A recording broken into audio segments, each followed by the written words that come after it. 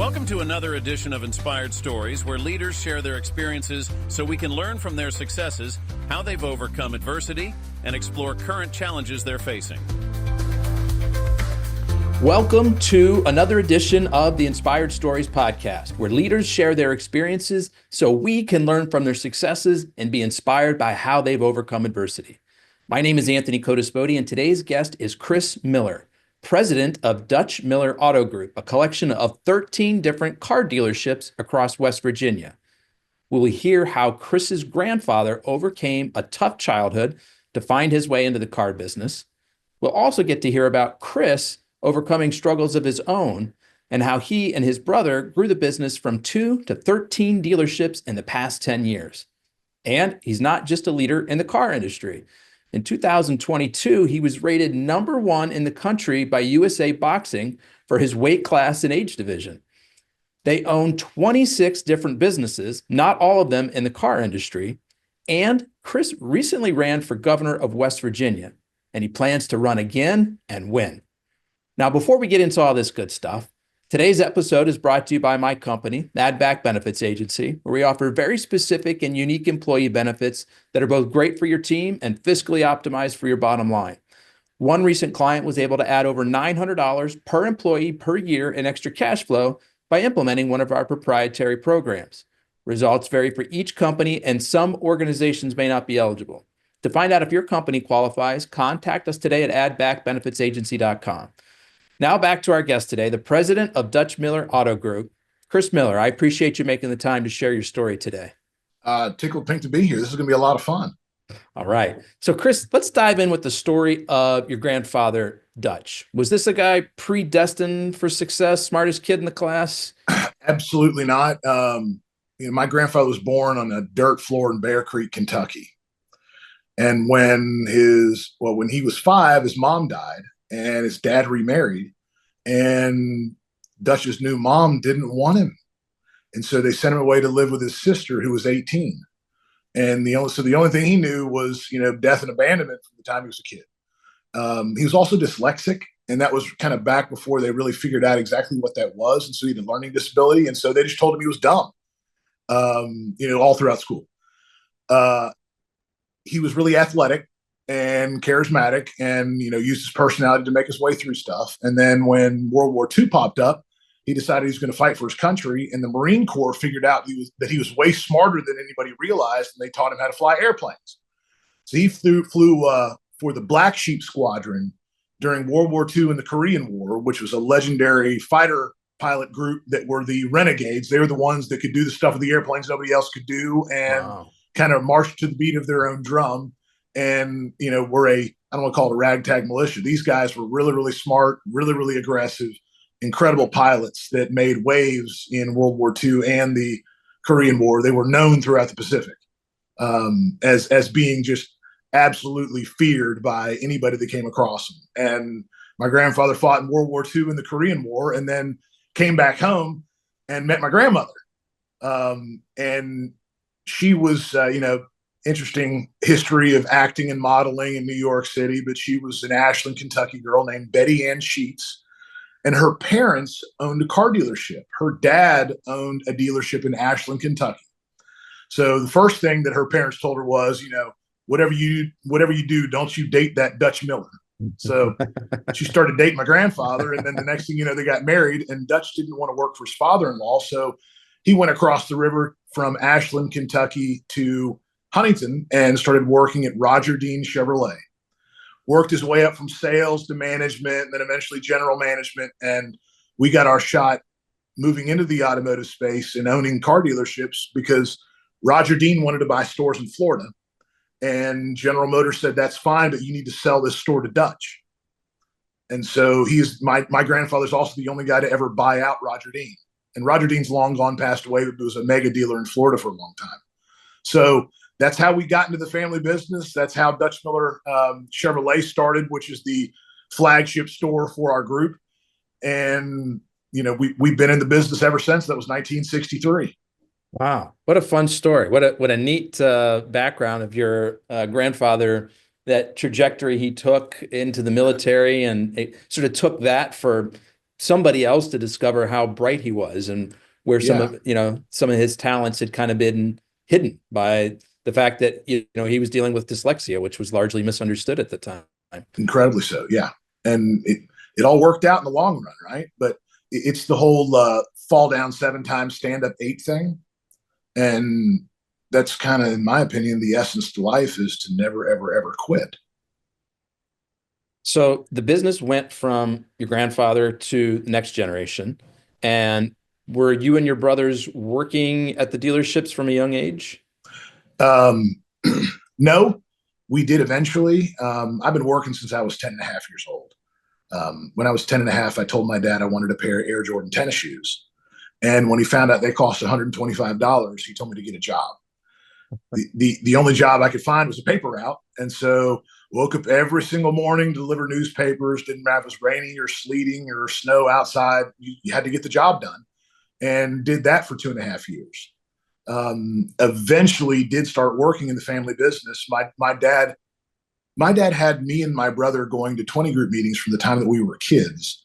And so we would sit in these meetings and just, I guess, learn stuff through osmosis, because when you're 12 years old, you don't necessarily understand the financial statement of the business, but you learn stuff and you pick up stuff and you hear things. Eventually, as I started selling cars, I got to rewind real quick because I did some other stuff before we got into the car business. All right, let's hear it. My parents bought a farm. My dad decided that he wanted to teach me and my brother what real manual labor was like. And so my dad bought a farm and put bison on it. And my brother and I worked every summer from the time I was 14 until the time I was 18 doing manual labor on a farm. And we built the entire infrastructure to this thing, from, running barbed wire fence all around 500 acres to building, wooden fences, to cutting down locust trees and skinning them and curing to make fence post corners. And I don't know if you've ever done that or not, but anybody that's listening just mess around with wood.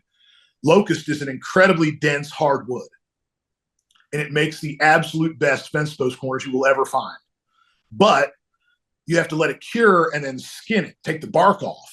And when you take the bark off, it's got this layer of slime underneath it that smells like sewer, and it gets all over the place. It's awful. But those fence post corners are still there today. And this is back in the, mid 90s when we were doing this stuff.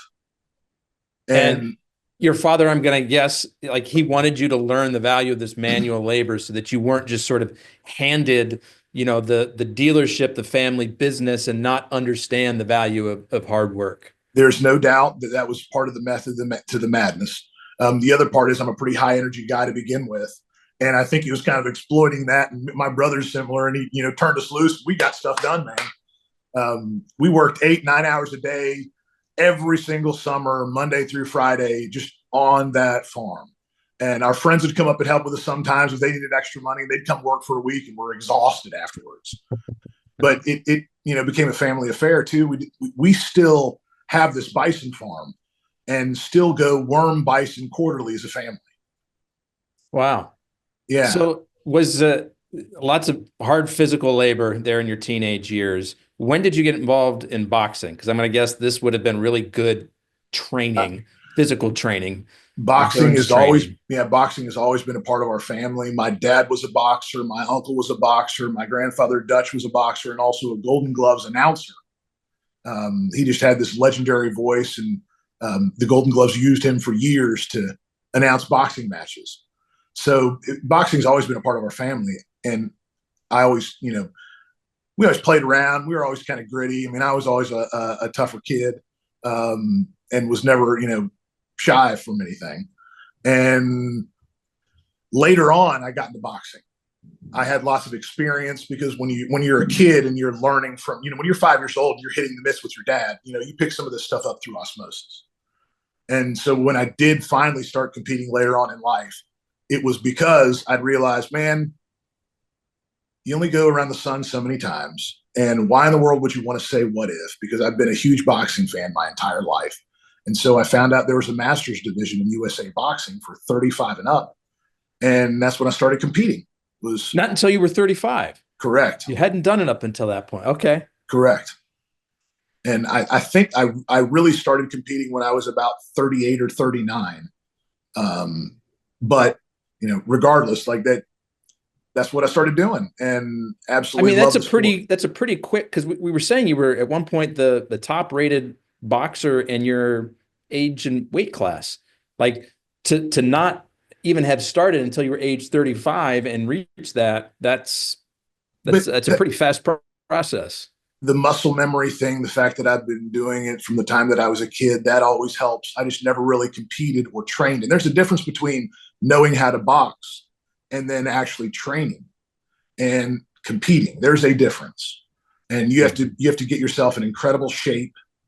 And that's the funnest thing about boxing to me, is that the discipline in managing your weight, getting into incredible shape.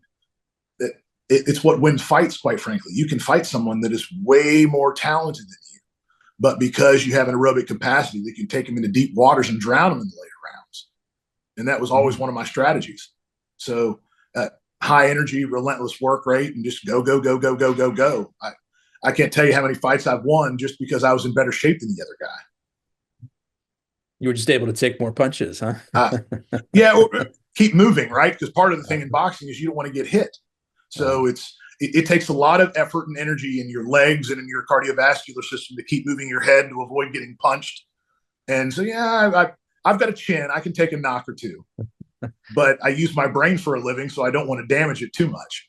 So did you hang up the gloves eventually, or are you still competing at all? That is a topic of discussion in our family as we speak. And I'm married, right? I've been married for over 20 years to a fantastic woman. We have 3 kids. I've got what is now a 17-year-old son, a 15-year-old son, and then a 12-year-old daughter who I think we're all going to wind up working for one of these days. But, my wife is my favorite person on planet Earth, and she's also one of the reasons why I'm sober to this day. And, like I said, I've been married for 20 years, but my first year of marriage, I had to choose between drugs and alcohol and my wife. And it was a very direct decision. And so I locked myself in my apartment for 2 weeks, went through the detox and everything. And then, it was a struggle for about a year and a half, because you mess with your brain when you're using narcotics and drinking alcohol in excess. And, it takes an adjustment. Your body's got to learn how to recalibrate itself. And that's kind of hard too, because up until you get right in the mind where you don't have to worry about ever using again, there's all these fears, because you get temptations coming from everywhere, and you have to remain incredibly disciplined and incredibly hard-headed up until you figure out that, you've got it all under control. And it took me about a year and a half or 2 years. So can we talk about a little bit about maybe what led you there? Like, were you like a party guy? Were you trying to cover up some internal pain? Did it just kind of come on slowly, without sort of like realizing where you were going with all this? I think it's genetic and it's personality driven. If I'm being totally honest, I'm probably a dopamine junkie. And, I'm good at math, good at risk mitigation and calculation. And that's one of the things in business that I'm, always go, go, go, grow, grow, grow, do, do, do. Part of that is probably the dopamine junkie in me. But that's also the same reason why in my 40s, running a bunch of businesses, I'm getting in the ring and fighting people, because it is the greatest rush I've ever experienced in my entire life. It is greater than any high I've ever experienced. Wow. There's something about the adrenaline rush and the incredible focus that you have to have when you're in there in that ring, that it's awesome, like nothing else. But even with somebody pounding your head, like it's still like you're loving this. Absolutely. It is the greatest rush ever. But that's also my personality, right? And it's also why I got addicted to drugs and alcohol pretty quickly. Okay. So I have that go, go, go kind of personality. And if, one beer was great, then 36 had to be fantastic. And the next thing you know, I'd be running down 4th Avenue in a leopard print thong, screaming anarchy, just bad combination.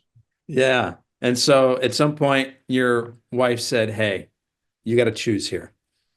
Yeah. And my wife, I'd love for you to meet her one of these days, but she's very, very strong-willed, but also has a unique way about her. And she didn't ever give me that like definitive deadline. She did not say, this is it. And it took me, what happened was is that she actually pulled me out of a bar one night.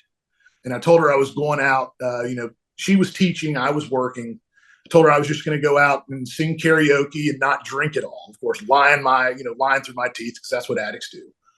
And I went to a bar and started drinking. And she just had that suspicion, that instinct. And she found me and walked into the bar and looked at me and said, "I thought you weren't going to drink." And I looked back at her and I said, "Well, those aren't mine." And then that thing in my head clicked, and I was like, "Wait a minute, man. You just lied to the most important person in your life over a liquid." A liquid. And that was the moment in my head that I knew that I had to stop. And I stopped that day. And that was April 1st of 2004. And I haven't had a drink since. And so you did this detox at home? Yeah, I did. With some assistance, or because No. What I've heard, like, that's a pretty brutal process. Can be. So I never really used drugs unless alcohol was involved. I never just sought them out, but it was always the catalyst. If I boil it down to what it was, alcohol is always the problem. And I just did what I know how to do, which is, okay, let's beat this. And it's all in the mind, and went through the whole process. By yourself? Yeah. With your wife? She would wake up and check on me, go to work. She taught, come home, check on me. And it was kind of funny because, you think about it, alcohol really turns into sugar in the bloodstream. So those next 2 years or so, I had this crazy affinity for drinking vanilla Pepsis. And I probably put on 10 or 15 pounds because I had this rampant sugar craving. And at that time, I didn't correlate what was really happening inside of my body with it. But all I knew is that I got to have something sweet. I got to have something sweet. So I started drinking massive amounts of Pepsi, and vanilla Pepsi in particular. For some reason, I liked that a lot. And then a couple of years later, I was like, okay, enough of this. You're drinking 6 or 7 of these a day. That's a problem. So cut that one out. So for that year and a half after you went through detox, and you talked about it being pretty rough, what helped you through that? Who were you able to lean on? What processes or help groups, or what did that process look like for you? My uncle is an alcoholic and an addict as well. And so I had him to kind of rely on and talk to him through things. And he tried to get me to go to meetings, and I just never would. In my mind, all right, so in AA, you have to first admit that you are powerless over your addiction, and you have to surrender yourself to God. And that is the only way that you can then gain control over the addictive substances that run your life. And I was at the point in time, and the whole God conversation is a separate conversation, but at that point in time in my life, I thought, well, that doesn't make sense to me, because the only person that's going to be in charge of this at the end of the day is me. And I don't want to go listen to a bunch of people make excuses about stuff, because I need to hold myself accountable for my behavior. And so I didn't do the AA thing. And looking back, I don't think it would have hurt, because having a place to go and talk about things and camaraderie and realizing that what you're going through, it's not unique to you, is beneficial to people when it comes to healing and actually getting a handle on stuff. But I didn't. And it didn't make sense logically in my mind, that progression. And so I thought, no, I'm not doing that. I'm in charge. I do have control over this. I'm going to fight it, and I'm going to be the one who beats it. Exactly right. Yeah. And I literally believe that we're living in a time right now as well, where we're taught that something happens and your emotional reaction is okay and justified because it's the trigger that caused it. And I think that that's leading to creating a culture and a way of living that makes people addicted to their own emotions. And that's another form of an addiction. And literally at the end of the day, the only thing that we can control are our own thoughts and our own feelings. We're not taught that, but it's the truth. And there's a chemical process that happens inside of the body to elicit every single emotion in some way, shape, or form. Hypothalamus produces peptides that then rush into the bloodstream, bind with cells, that creates that particular reaction. That's kind of the overgeneralized process behind it, but it is the exact same thing with addiction. And the more that you do something, and the more that your cells are prone to have the receptor sites of those particular peptides as they grow, then the more you're prone to have those particular emotions. And I'd rather control that. So I can't stop what you're doing. I can't control what you're thinking, control what you're doing, but I can inside of my own body. And you can't control if I cut you off in traffic. Nope. You can control what your reaction is to that. Exactly and so right. What are the techniques that you've employed to help steer your reaction to outside events? Boy, that takes a lot of work and a lot of practice, and having to be very, very honest with yourself, because I think we all kind of innately, deceive ourselves in our minds sometimes. And you have to be really brutally honest with, why you're feeling a certain way and understanding it before you can even correct it or fix it. But it takes a lot of awareness and work. It's not something that happens with a snap of a finger and then all of a sudden, bam, I'm now a stoic. It doesn't work that way. It takes just like business, right? Just like anything else that you're doing in life, it takes constant work and focus for it to, be effective. Everything's a process, right? Everything Whether it's is. personal development, recovering from an addiction, building a business. A lot of people from the outside look in and they think it's a flip of a switch, right? Oh, look at Chris. He owns all these car dealerships. Like he just overnight, everything was successful. Nope. There was a lot of work that went to get there. Oh, look, Chris, he used to have a problem with substances, flipped a switch and now he's off. No, they don't see the in between, right? There's a lot of work that goes into it. When it comes to work, the 14, 15-hour days, I can't tell you how many times, when the recession hit in 2008, how many times I cut my pay just to make sure that all my people, then I could make payroll and pay all my people. There's a lot of discipline and sacrifice that goes on behind the scenes to get stuff done. And then the other thing is it takes a lot of resources to actually open a business, get it operating, cash flow business, and make them functionally run. And so it doesn't come from the sky. You've got to actually create that some way to then have the option to do it. So, man, one of the most memorable times I had in the business, or just in business in general, was operating car dealerships through the recession in 2008, because it teaches you, like, it's the hard things that teach you the best lessons. And one of the best lessons I ever learned in business was learning how to manage to cash in a recession. And when you make every single decision managing to cash, the business always operates better. But sometimes doing that, they're not easy decisions. It's everything goes, what does this do to the cash position? Why is this the right thing to do?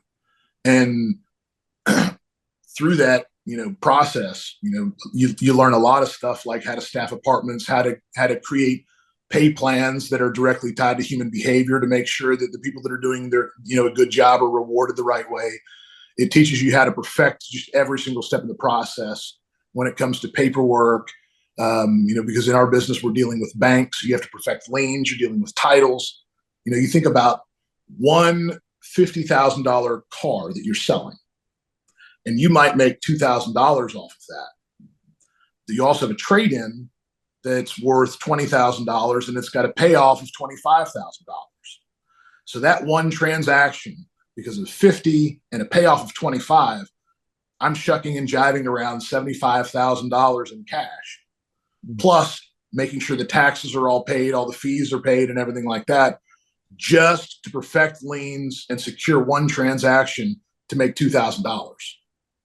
So there's a complicated little dance there, and you have to dial that system in very, very quickly, because you can't wait and be hanging because you missed a document and don't get your $75,000 back. So some of the best experiences I ever learned in business came from managing through really hard times. Was there ever any thought that you might have to close up shop? No. Okay. No. It wasn't an option. It was not an option. Don't like to fail. Don't like to lose. You had employees who were counting on you. Exactly. You had your own family that was counting on you to provide. Yeah. Exactly right. And the challenge, right? There's something about the challenge that's just a lot of fun. Yeah. When did you get, Chris, your first opportunity to own a dealership? 2008. Okay, right in the recession. Right in the recession. It's kind of funny how that worked out. We had a Kia dealership in Barbersville, West Virginia, and we were in the middle of buying a Hyundai store, me, my brother, and my dad, in Charlotte, North Carolina. And Wachovia was right there in Charlotte. And that day they announced the whole Wachovia fiasco and the Wells Fargo thing, and the bottom dropped out. And we had discovered the business we were buying. We weren't given honest information during due diligence. We figured that out. And so we backed out of that deal and came back up and had a general manager at our Barbersville location that resigned. And so I was running our Chevrolet Hyundai store and used car department at that time, and told my dad, I want to go fix that Kia store, but I want a shot at ownership. Well, because of the recession and the position that we were in with the businesses, the value had been diminished to the point where I was able to buy 24.5% of the stock for a very small amount of money. And I say small amount of money for me at that point in time, coming up with $15,000 or whatever it was a lot of money. But everything has to be legal and done the appropriate way. So I acquired the stock and went up there and started running it. I think my dad loved the fact that I was ready to take a risk and take on a challenge. And then through a lot of work and blood, sweat, and tears, we created a team that then turned that Kia dealership into one of the highest market penetrations with Kia in the country. There was a point in time in Barbersville, West Virginia, we sold more Kia Sorentos than any other dealership in the country. Why? How? What were you doing? It's always about the people. It is always about the people. It is always about the team that you're able to put together and the people that you're privileged enough to work with. And when you create the right synergy with the right leadership and the right mindset, that's when the magic happens. And I was selling 120 Kias a month and another 60 to 80 used cars on a regular basis out of a small Kia dealership in Barbersville, West Virginia. Went through the recession, learned a lot about real management, and then built a team. And we turned it into a monster. And it was the creation of that and several years of managing those businesses that put us in a position where we can start buying dealerships and growing and expanding. So I want to peel back the layer of the onion here just a little bit, because, there are a lot of people who might have been in a position where, right, they get their first shot at owning a business and, man, they're hit with some headwinds like you were with something that was totally out of your control with like the recession. And they may have just looked at that and thrown their arms up and be like, well, I guess it just wasn't meant to be. Throw in the towel. But as I'm hearing you talk, you're like, no, that was never even a consideration. It wasn't an option. I'm curious if there's a way to sort of quantify where that sense of your being comes from. Is it something that you were born with? Is it something that was taught through, your upbringing? Was it the hardship of going through, overcoming the addiction? Like, not everybody would have been in that spot and decided to persevere and push through and do the hard work. I've never been asked that question before in my life, and that's interesting. I think it's a combination of all three of those things. It's personality, it's upbringing, it's circumstance, and a lot of hard work. But I don't want to say I'm a loss for words, but I don't. It's a mindset thing. It's a mindset thing. I've met a lot of incredibly brilliant, smart people that, they might be able to do write an incredible research paper on chemistry, but can't do that kind of stuff because that's not either A, what they're wired for, or B, don't really understand the risks. And I've seen people over and over and over again, really, really smart people, talk them out of doing something. They will talk themselves out of doing something because of the risks or the potential possibilities. And yeah, risks exist in anything that you do, but the idea is to create a plan and to work incredibly hard to minimize all of those risks. There's a risk. I mean, we can walk out in the street and get hit by a car tomorrow. There's a risk. There's a risk in putting on your shoes and going outside every day. Doesn't stop people though. But there's something about really doing the hard things though that some people just don't want to do. Mm-hmm. Working 15 hours in a day is hard, over and over and over again. It's hard. But if that's what you have to do to win at that point in time, that's what I'm going to do. So talk me through a little bit about how you guys grew so quickly. There were like 1 or 2 dealerships in the family, and you guys are now at 13 in sort of a span of 10 years. Is that right? So yeah, we've done all that without private equity or any sort of financial backing either. And we have a really simple principle and philosophy, and that is pay your people well, staff each department like it's one man short, and when it gets to be 2 men short, that's when you add a person. And manage your expenses. Don't overpay yourself. A lot of car dealers live luxurious lifestyles. We don't do that. We don't overpay ourselves. We keep all the money in the business. And then that put us in a position to grow. And, we did it with conventional banking and, good old fashioned elbow grease. But we are living through the age of the death of the mom and the pop car dealer as well, which is interesting. Why is that happening? Lots of factors. Each manufacturer has capitalization requirements for owning a car dealership. So not only do you have to be an experienced car dealer, and you have to go through an approval process with the manufacturer to actually get a dealership. And that's after you buy it, by the way. So you have to pay for it and have expertise to do it. And the prices of everything keep increasing. And all the regulations and stuff that we put on cars that have made them safer and also more efficient dramatically drive up the price. And then all the inflation and everything else that's been baked into our system over a long period of time drive up the price. The capital requirements from the manufacturer are a formula. And so as the cost of cars goes up, the amount of cash that you have to have, that you're required to have to run the car dealership also goes up. And so that's kind of what has pushed out the mom and the pop car dealers. The other thing that has is you've got private equity and a lot of publicly traded companies that have professionalized the automotive industry itself, and they're flush with cash, and they can make, a couple of years ago, they could make 3% in a money market account or make 4% of sales owning a car dealership and owning the real estate. And in theory, make 4% in sales, but you got to be good to do that. And it takes a lot of work. And so there's always mistakes that happen along the way. But that's the gist of the mathematical equation and why that's happened. So you've got all these big, huge publicly traded companies and these big groups going in and acquiring all these things. So guys like me have to be very, very smart, because I can't compete with paying 7 times earnings on something. So we got to be smart about it. And, we've done it with, I don't like to be beholden to anybody. And so we have a great banking relationship, but I'm not beholden to private equity. I'm not beholden to any bankers. I'm not beholden to anybody at all. And I get to have the autonomy and the free will to do this stuff on my own. And I'd rather do that than, I could go buy 10 more car dealerships tomorrow with somebody else's money. I don't want to do that. That's just me.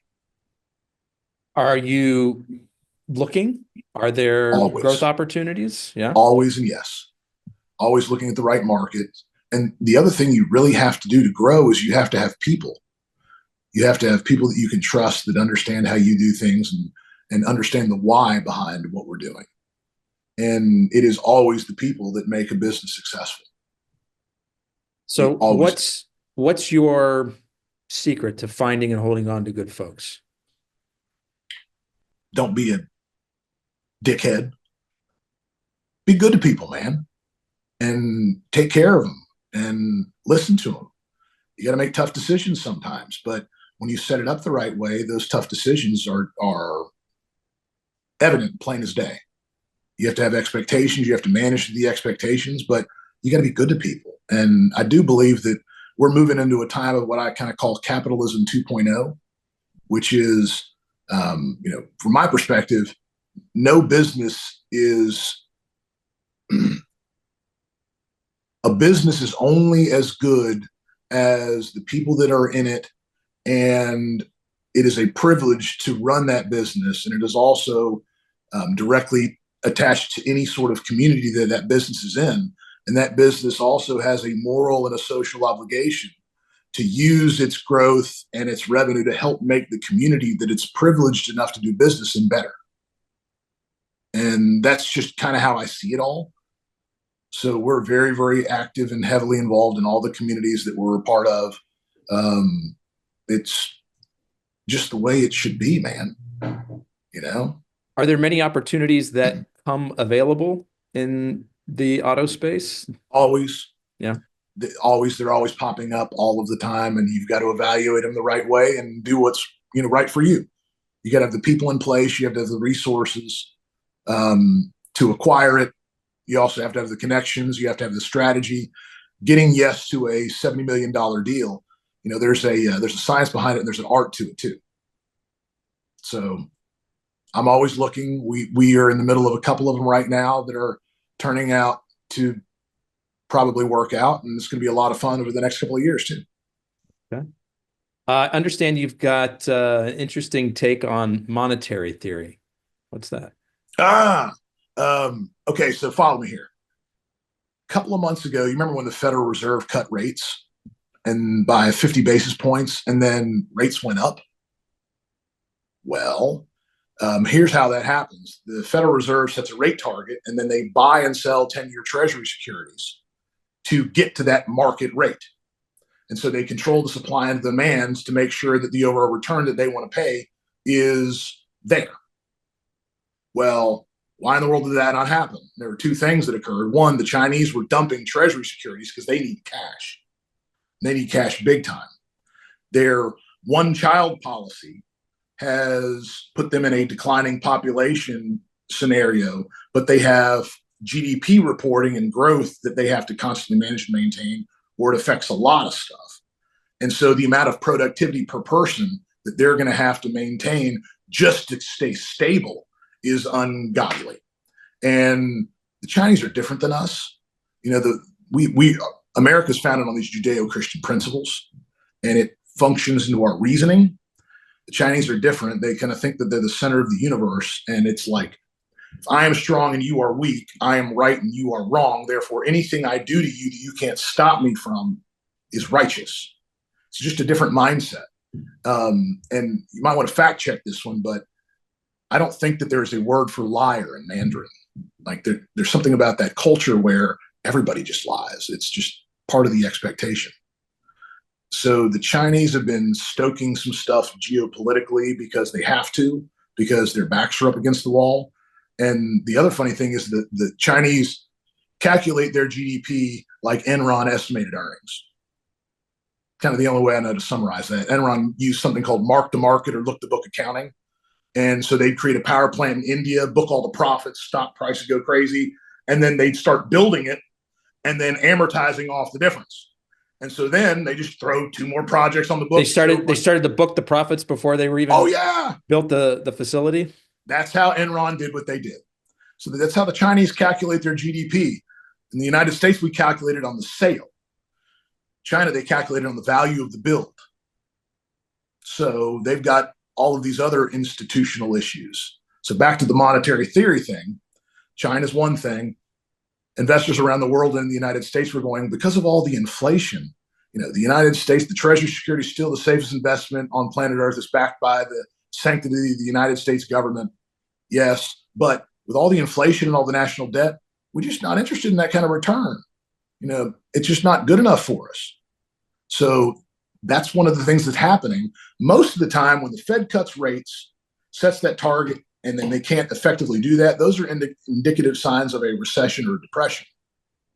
Could be scary things, but the dollar is still incredibly strong, which is fascinating. And the Chinese, by the way, also are doing everything they can to remove the dollar as the reserve currencies of the world and the petrodollar. And that's deliberate, strategic as well. But back to America, I think that Bitcoin is definitely going to be a major player in the economy globally moving forward. And it's because what I've seen is that the dollar is a fiat currency. There's no more gold standard at all. And it's backed by the belief in the United States government. And in a world of cow pies, the United States of America is still the best patty on the field. But we have all of this debt. We got about 40 trillion in debt, and that doesn't even include the unfunded liabilities of the Social Security Trust Fund and the Medicare Trust Fund. So Social Security, bunch of boomers retiring, less people my age paying into the system. Eventually it gets upside down and you start paying out more in benefits than you're bringing in taxes. And that over the next 20 years is going to turn into probably another 45 to 50 trillion dollars in insolvency. And it's the same thing with Medicare. And those numbers are probably going to be even bigger. And so there's some structural stuff, we're in great shape compared to the rest of the world, but there's some structural stuff we're going to have to deal with. And Bitcoin, I think, is turning into something that is nothing more than a commodity that is gauged on potential for inflation, the relationship of the dollar to the rest of the world in gold, and in particular, the money supply and the money velocity inside of the United States.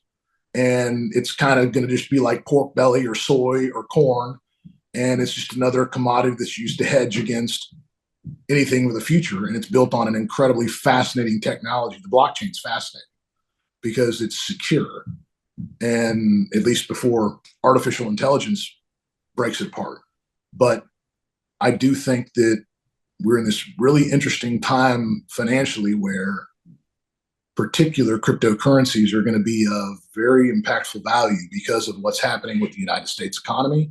But at the same time, the rest of the world isn't going to be able to keep up. So that's my. So some people get really excited about Bitcoin and Ethereum and some of these other digital currencies.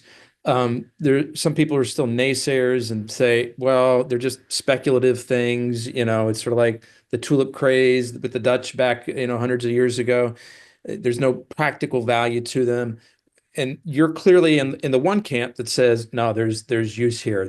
This is going somewhere good. What I hear your point about the commodities and like this is something that people invest and they trade in, and it's sort of a signal of what's going on in the bigger economy.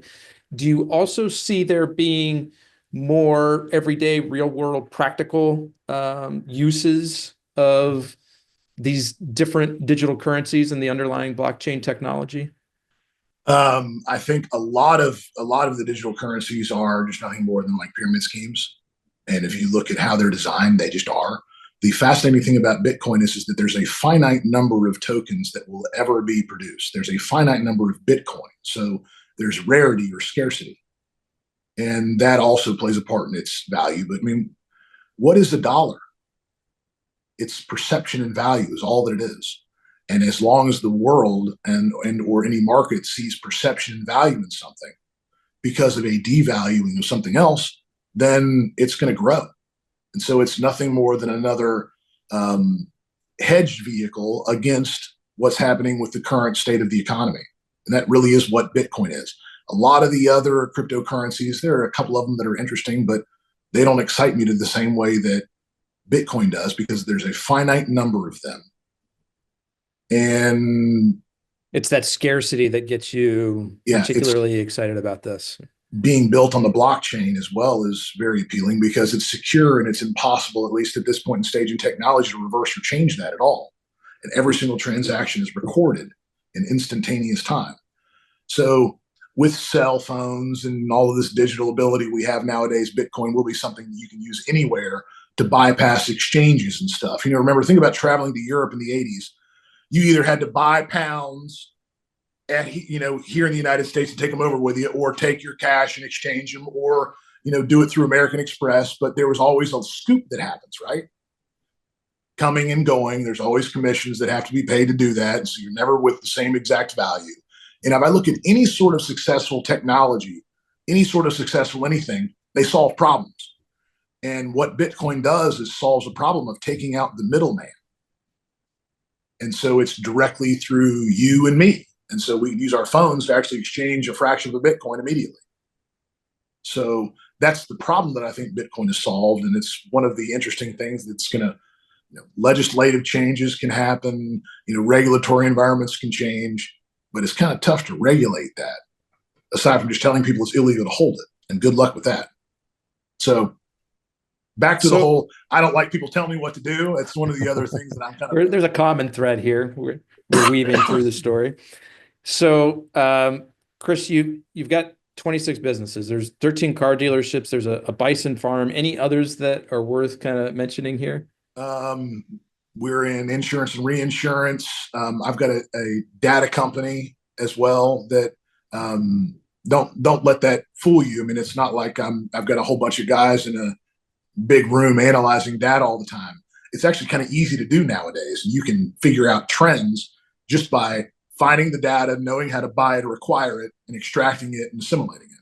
And so this data company that I've got, we kind of use it for digital marketing and that kind of stuff.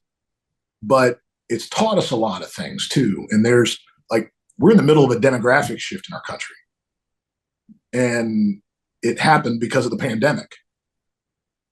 Anytime throughout history there's been a pandemic, it doesn't matter if it's influenza or bubonic plague or the Spanish flu, 1919, yada, yada, yada. It's all the same thing. You get a ruling government entity that creates a set of guidelines, then human beings have to respond to it.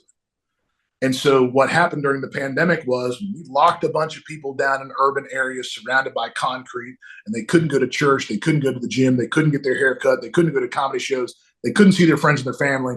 You had to be masked up. It made people really uneasy because that's not natural for humans. I mean, we learn more interacting with people directly one-on-one than we do anywhere else. But we are very social creatures.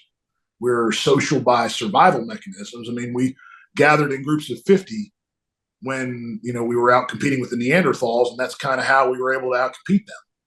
And it's that unique kind of tribal collection that is part of humanity, and you can't take people away from that. So locking them all down in urban areas surrounded by concrete made them uneasy.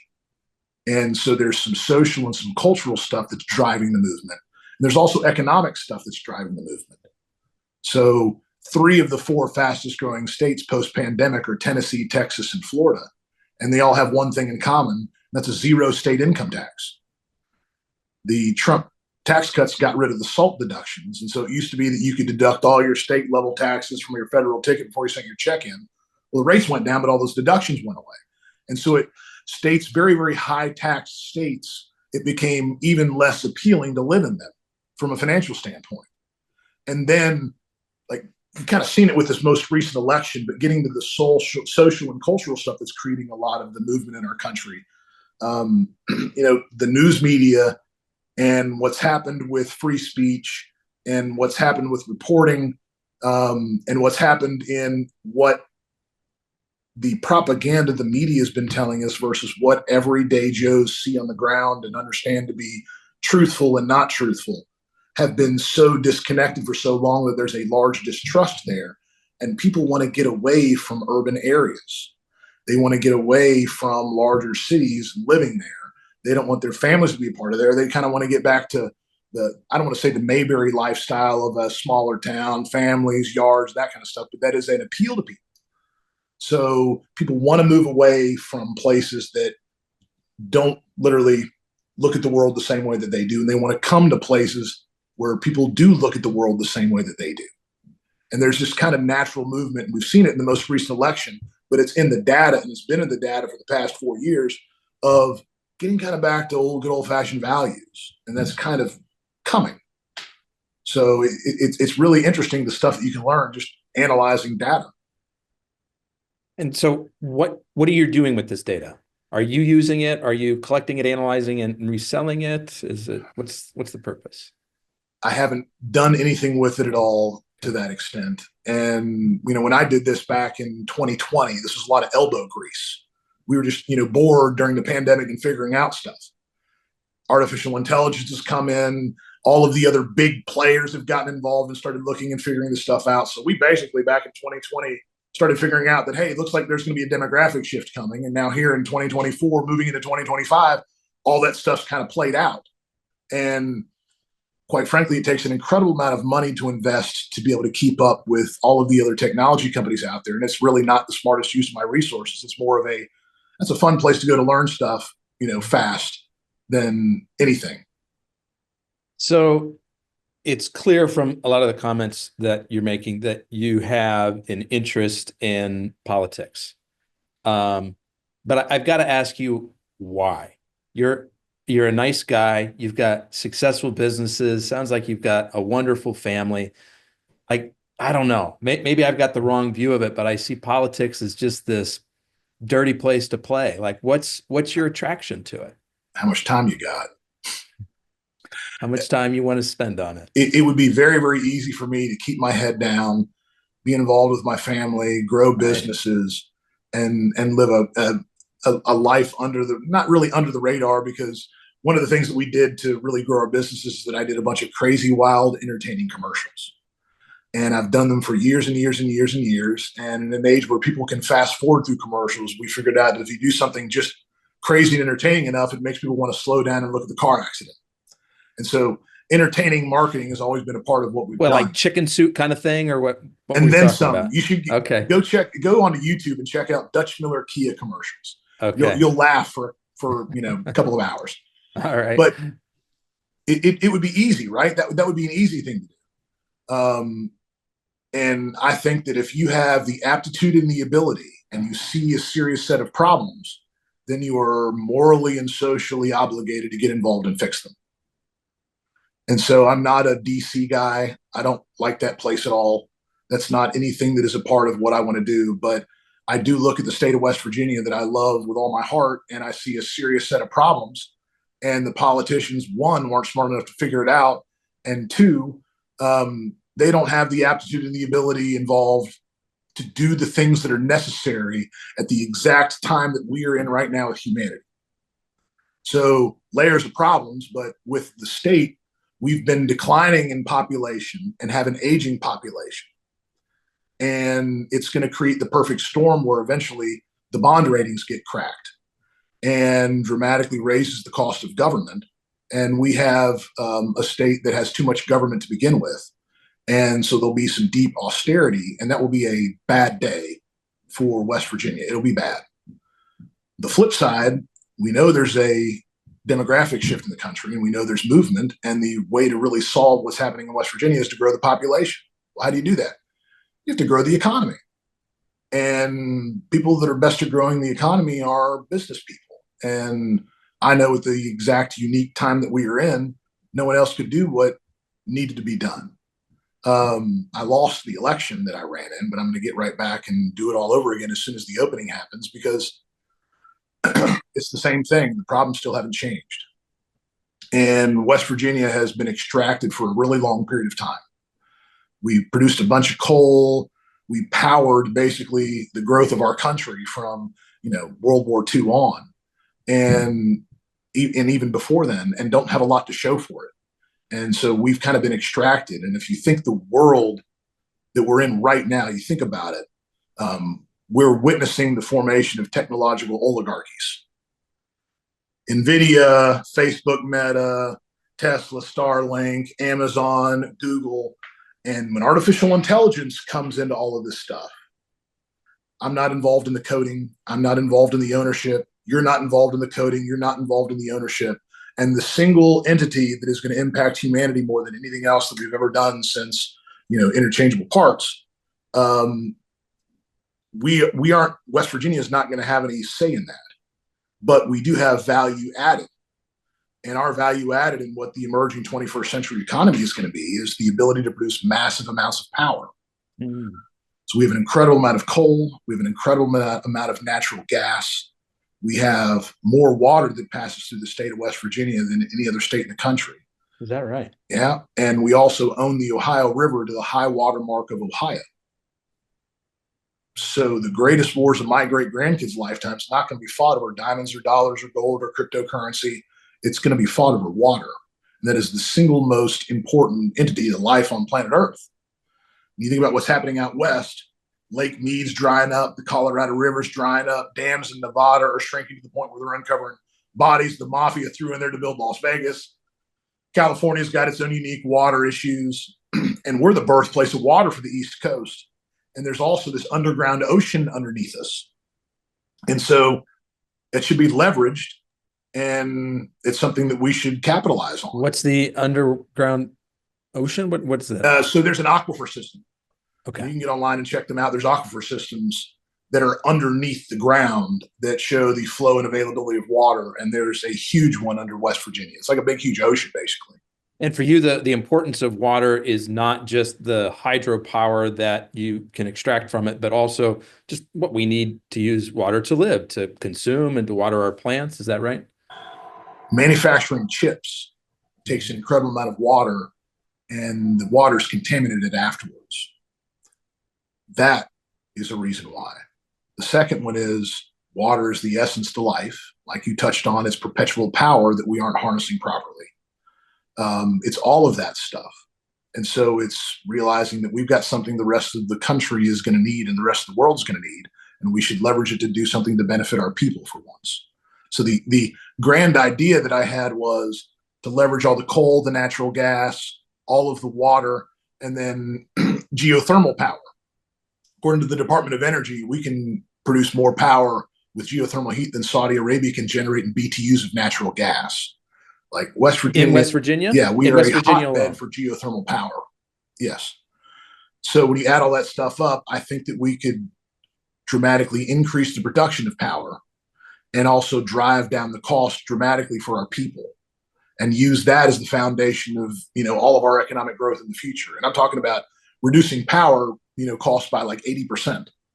Wow. And that would make a competitive advantage for West Virginia, and it would bring people and businesses to us. Draw the factories in, because who wouldn't want to take advantage of that much less expensive power? Exactly right. And so with the water and the power thing as well, artificial intelligence is going to require an incredible amount of power. Incredible amount of power. You're going to have to keep producing. That's why they're already looking at buying up nuclear power plants to fuel a lot of the artificial intelligence growth that's going to happen. And the rest of the country has power needs. Big time. And so we need to be able to provide power. We've got a dilapidated utility grid system in our country that's going to have to be refurbished, because we, like in the automotive business, just alone, the one decision to try to turn 10% of the cars on the road today to electric vehicles would cause rampant brownouts and blackouts countrywide. 10%. So there's a game to play here, because the technology that's coming, we need to play a part in it. And the way that we can do that in West Virginia is by power and natural resources. And my thought is, instead of being a state that's been extracted, that's very, very poor, and doesn't have a lot to show for it, I want us to be a rich state that manages the state more like a business and looks at where we are and makes calculated strategic decisions to benefit the value added we can have in the emerging 21st century economy, and at the same time take care of our people.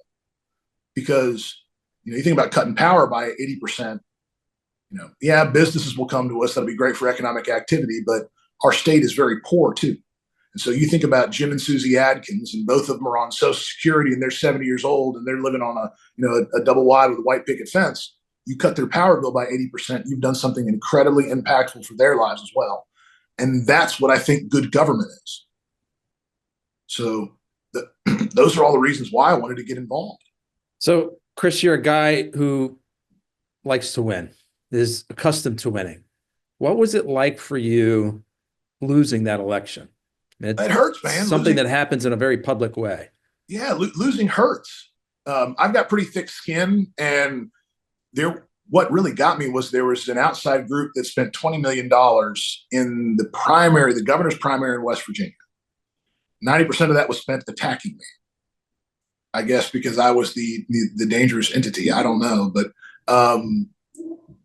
Was this a primary election or the main election? This is a primary election. Primary. Okay. I ran in a primary for West Virginia, and there were 4 of us. I was the only business person, and there was this big, large PAC from out of state that had a favorite candidate that was running, and they spent all this money attacking me. And they used to talk about the crazy commercials that we've done to grow the business. They, used all of that stuff and just said all kinds of terrible things about me that weren't true, but that's politics. So you want to get back into this. You want to go back into this dirty cesspool of politics. I got thick skin. I really don't care what people say about me. I just want to do the right thing. And there was a large group of people that really thought I was going to do a great job as well. And now the one thing that I had that was a problem was I didn't have name ID all around the state. Well, when all that money is spent attacking you, guess what you've got now? Name ID. So I now have more money that's been spent saying my name all around West Virginia than anybody else. So there's a benefit to it. You just got to find the upside. So there's a common thread here, your personality and the course of your life. You don't give up. Like throwing in the towel, not an option. So you're coming back for round 2. Absolutely. What's the game plan this time? What did you learn the first time around that you think gives you a better shot at being successful?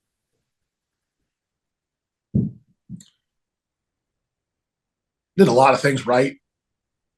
Politics is kind of a fickle thing. I would craft the campaign around the culture that I'd created inside of the businesses and replicate that. That's what I would do differently. I would take what I know works and what I've always done and replicate that inside of the structure of the campaign. That's what I'd do differently. I'd make it less sterile and more fun and warm and entertaining. But it was, you make mistakes, right? Anything, that's new or different, you have to learn as you go, and you rely on really, really smart people and consultants to guide you, and you make decisions, and that creates, what the culture of the campaign is. And I'd much rather be directly involved in those decisions and that controlling that culture moving forward. And that would be the one thing that I do differently, I think. Is there any way to proactively combat what I'm going to assume is more negative attacks coming your way? Clearly, they see you as a threat. This is probably the pattern is likely to repeat itself. So I've got some tricks up my sleeve that include copywriting and trademarking that I didn't quite pull out previously, but now we've got it all set up to where it's going to be very, very difficult for that to happen again in the future.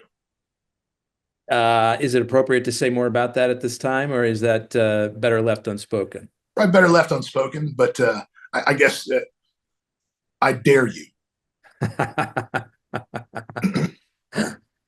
Come and get me. Yeah.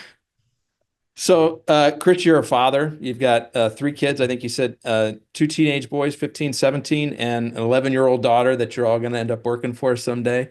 Yeah. How do you take and teach your kids all of the experience, the knowledge, the wisdom that you've accumulated over the years? What's your approach to parenting like? I married a fantastic, fantastic woman.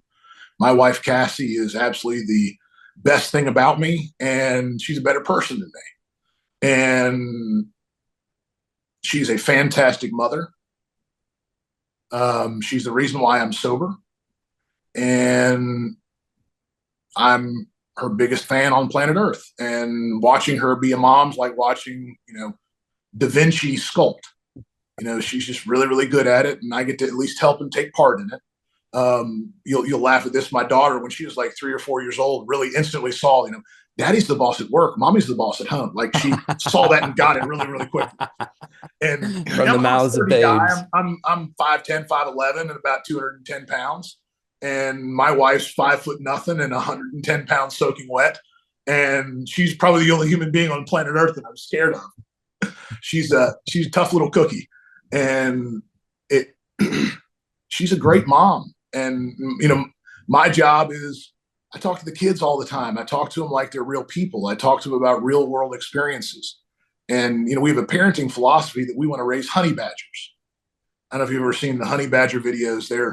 Honey badgers are these creatures in Africa that will like fight lions, and they'll like bite the heads off of cobra snakes after they've getting bitten, and then they'll pass out from the venom and they'll wake up and eat the snake. They'll grab beehives and just eat all the honey while the bees are stinging them, pass out from the bee stings, wake up and keep eating the honey. They're incredible creatures, and they're just relentless. And my wife and I figure that if we just raise honey badgers that are nice to other people, they're going to be okay. And in the world that they're coming up into, they're not as tough as our. You're a Gen Xer, aren't you? I don't know I'm 50 years old. I forget which bucket that puts me in. I'm a Gen Xer. I'm 45, okay. And we're a pretty tough generation. Just on the aggregate. And the generation that's coming up, I think a lot of these kids are smarter than anybody realizes. That's probably the smartest generation in human history that's coming up, but they're also emotionally a little more coddled, a little softer. And so, everybody's staring at screens all the time, yada, yada, yada. I figure if we just make our kids relentless hard workers that are good to other human beings, that it's going to be easier for them to be successful than it was for us. Do your kids work with you at all? Do they get to see how you engage in a work setting? All the time. They see me work from home. They see me at work a lot. They know what dad does, and we talk about it a lot. So how do they feel about your political ambitions? They got it. They understood, and they're relentless kids. They, handled it really, really well. So we talk about these things at dinner all the time. We talk about life. We talk about the world. We teach our kids, everything that we can. And part of that's being brutally honest, right? You can either look at the world the way that it is or the way that you wish it to be with, unicorns and rainbow sprinkles. And the only way that you can actually turn the world into the way that you wish it to be is to truly understand the way that it is. And that's that. And people are the most amazing things on planet Earth, but also at the same time can be challenges. And how you treat people matters, but also being very, very, factual about stuff when you're talking about educating your kids really does matter. One of the things— Don't sugarcoat it. Yeah, don't sugarcoat it. And any scenario that happens, one of the first exercises we always go through when we're talking about it is follow the money. So this is happening. This is what's being reported. But what's really going on here? What's really happening? And then digging into the details to show I show my kids that really most of the stuff that happens in the world today is about money in some way, shape, or form. And that really is what influences how decisions are made. And when you understand that, you're better off because it is what it is. Chris, I've just got one more question for you, but before I ask it, I want to do two things. Everyone listening today, you loved today's content, I'm sure. Please hit the like, share, or subscribe button on your favorite podcast app. Chris, I also want to let people know the best way to get in touch with you, whether it's they're interested in what you're doing in politics, they're interested in some of the business stuff that you're doing, or the boxing career, whatever it is, like how should they connect with you? I've got emails, cmiller@dutchmillerauto.com if you want to email me personally. I'm on Facebook. I'm on Instagram. I think, my Facebook is my name, Chris Miller. There's also still a Miller for Governor Facebook page is up there. And all the consultants told me, you need to get rid of that. And I thought, let's just see what happens.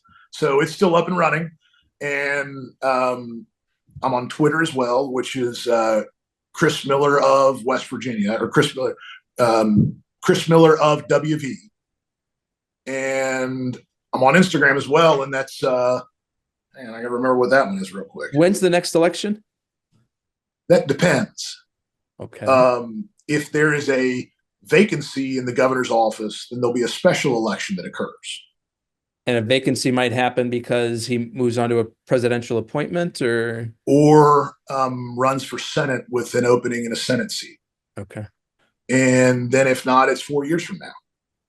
Okay. So 4 years is sort of the scheduled time, sooner if something else transpires. Correct. And it's Chris Miller of Dutch is my Instagram handle too. Okay. We'll have all those handles and email addresses and everything in the show notes for folks. But Chris, the last question I have for you is I'm kind of curious as you look into your crystal ball, what do you see being kind of the big changes coming to the car industry in the next couple of years? Technology is going to streamline stuff. It's not going to change the way that people think. It's never going to be Walmart. Technology will influence and improve what happens with the availability of financing. It will improve a salesperson's ability to sell a car faster and with less management involvement. And so kind of where I think it's going in the next 5 years is that salespeople are going to be walking around with tablets and scanning in information, loading it in. The computer algorithms are going to prepackage and let you understand exactly the right car that customer needs to be at based on their own credit criteria. And then there's just going to be clicks and stuff, and the documents will be all done through thumb drives or emailed and be electronic. And it'll be a faster system, because one of the things that anybody goes around the country and buys a car right now, it takes too long. Most of the time, in the instantaneous world, we want stuff done now. And, you've got all of these different things that take time: bank applications, submitting your information to a bank for approval, finalizing, any sort of liens on anything else that's out there, making sure moving around the money to perfect the transaction, perfect the liens. Those things just take time.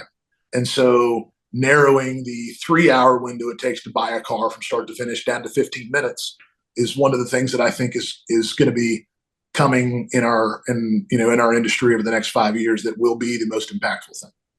The rest of it is, though, it's a car. There's new ones and there's used ones, and there's the free market, and people get to choose what they like, and we get to help them do that. So that stuff stays the same. Do you see the dealership model itself changing or going away? Tesla's obviously decided not to go that route, but most of the other major car manufacturers are using it. Do you see that structure modifying at all, or that's here to stay? Anything can happen, but I do think that it's here to stay. And one of the things that really makes that so appealing is the amount of cash that it takes to operate a car dealership and perfect all the liens with every single transaction. And so that's one of the reasons why Tesla, for example, hasn't grown way further when it comes to its dealer distribution points, and because they're doing it themselves, right? That's one of the reasons why, is because it would take massive amounts of capital and cash to be able to do that even further. So, that's kind of what I see happening with the industry, and I don't think the franchise model is going away very often or very soon, because it makes sense. It makes sense for the stage that we're in. And one of the things that car manufacturers have always taught us is that they're really, really good at building cars. They're not really, really good at selling cars. So back in the 90s, Ford bought all the Ford dealerships around Indianapolis, paid a premium for them in an experiment where they wanted to run everything and see if they could use that and expand it out through the rest of the country. And they failed miserably. Why?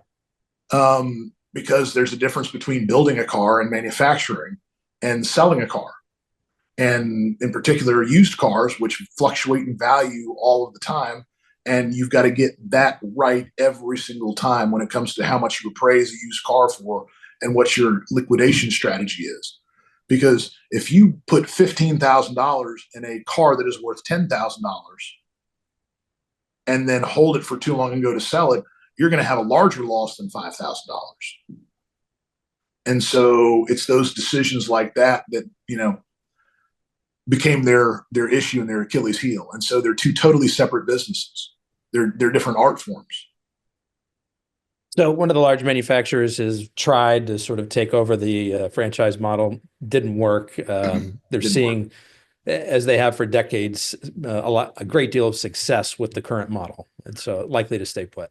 Yeah, one of the other things that is pretty impactful all around the country with car dealerships in mid-sized and smaller communities in particular, not as much in large cities now, is that they have a direct connection inside of a community. And so all the employees that are there are members of the community. Their family members are a part of it. They sponsor baseball teams, little league stuff. They do, food drives. They help out with charitable giving. They're just directly involved inside of communities. And that's also important. And big business, big manufacturers don't do that at all. So that's one of the other needs and the differences. Well, Chris, I want to be the first one to thank you for sharing both your time and your story with us today. I'm really grateful for it. Really enjoyed the conversation. And man, thanks for thinking of me. This was a lot of fun.